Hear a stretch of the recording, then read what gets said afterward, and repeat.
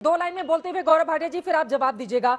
ये तमाम मुद्दे चुनाव दर चुनाव बीजेपी जैसे जीत रही है मध्य प्रदेश में, या फिर राष्ट्रीय परिप्रेक्ष्य में भी ये सवाल हर समय, चाहे महंगाई का हो, बेरोजगारी का हो या अन्य तमाम मुद्दे हैं, वो पूछे जाते हैं। उसके बावजूद अगर विधानसभा चुनावों की बात करें तो 15 सालों की सरकार रहते हुए भी बीजेपी और कांग्रेस के बीच बीजेपी 109 सीटें जीतती है 2018 में विधानसभा में, और कांग्रेस पार्टी सिर्फ 5 सीटें जीतती है 114, और 1% वोट शेयर बीजेपी का ज्यादा ही रहता है आप लोगों से।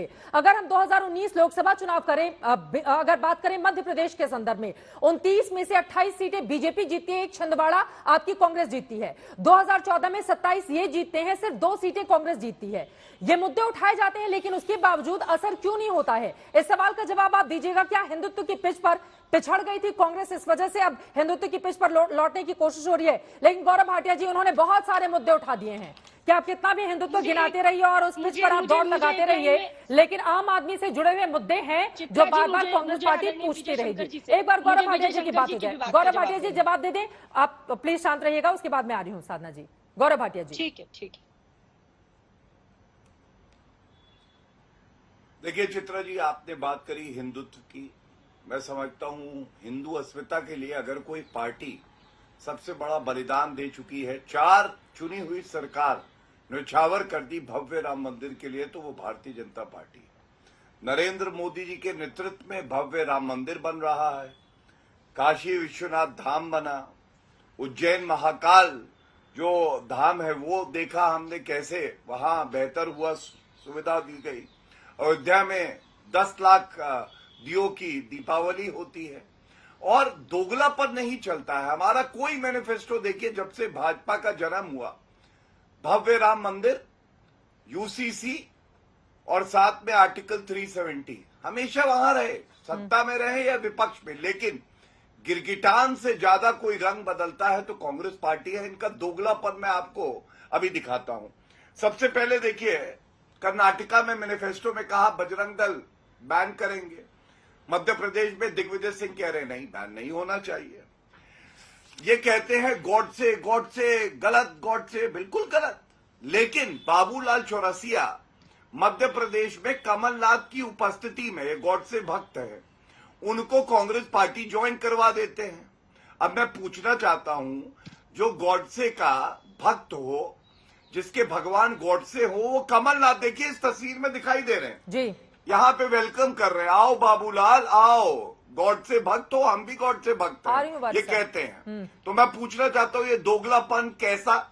तीसरी बात, आप मुझे ये बताइए, प्रियंका वाड्रा गांधी उत्तर प्रदेश में कहती है लड़की हूं, लड़ सकती हूं, लेकिन सीटें आई 2 पिछले विधानसभा चुनाव में। पंजाब में जब गई चन्नी जी के साथ थी तो कहते हैं उत्तर प्रदेश और बिहार के नागरिक पंजाब में ना घुसे, ये सुनिश्चित करना। राहुल गांधी, उनके परिवार को, उनको इतना सम्मान उत्तर प्रदेश ने दिया। अमेठी क्यों हारे मैं आपको बताता हूं। वो जब दक्षिण भारत में जाते हैं तो जितने उत्तर प्रदेश के निवासी हैं, जिसमें देश गौरवान्वित है, वो कहते हैं कि बहुत ही सतही अकल होती है जो पूर्वी भारत से लोग आते हैं। अब आप मुझे बताइए, आप दक्षिण में जाते हैं तो कहते हैं सतही अकल होती है। अरे कम से कम अपमान मत करिए। और AIMIM के लिए बता दूं, अभी ये बात कर रहे थे सेक्युलरिज्म की, पम निरपेक्षता की। यहां जो प्रवक्ता बैठे हैं ये खुद बोल चुके हैं 15 करोड़ हैं, 100 करोड़ पे भारी है। ये इनका सेक्युलरिज्म है।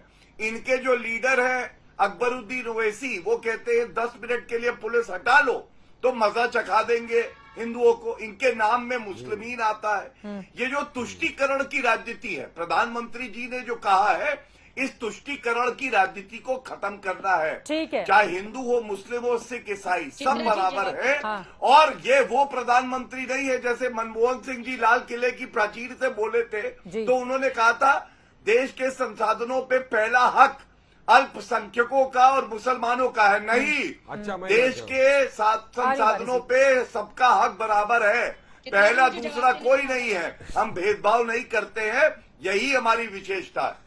ठीक है साधना भारती जी, 2 लाइन में वारिस पठान साहब, उसके बाद मैं फौरन आपके पास आ रही हूं। एक के बाद एक कई आरोप आपके ऊपर लगाए गए, और एंटनी कमेटी की रिपोर्ट में भी यही था 2014 में हार के बाद, कि मुस्लिम तुष्टीकरण की वजह से कांग्रेस पार्टी का यह हाल हुआ। तो उसको सुधारने की क्या कोशिश की जा रही है, और उनके आरोपों पर भी जवाब आपका।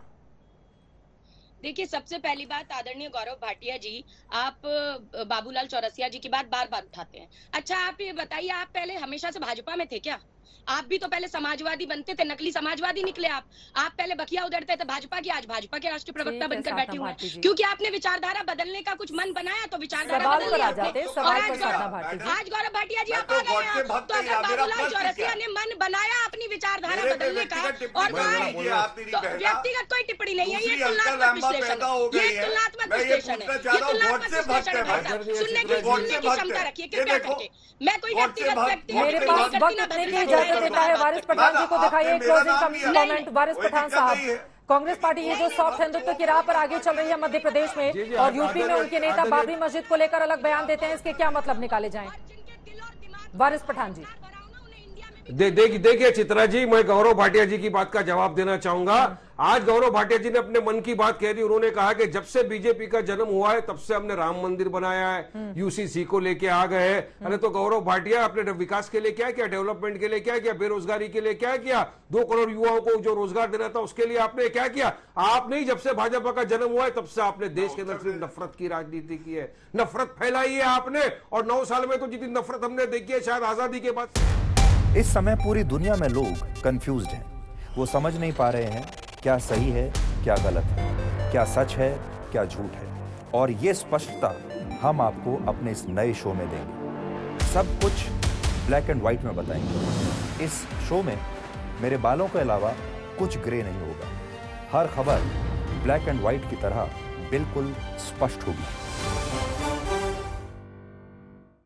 आज तक के साथ लगातार जुड़े रहने के लिए डाउनलोड कर लीजिए आज तक का मोबाइल ऐप। दिन भर की हर खबर से मेरे साथ रहिए खबरदार। डाउनलोड करें आज तक मोबाइल ऐप। हम आपको अपने इस नए शो में देंगे। सब कुछ ब्लैक एंड व्हाइट में बताएंगे। इस शो में मेरे बालों के अलावा कुछ ग्रे नहीं होगा।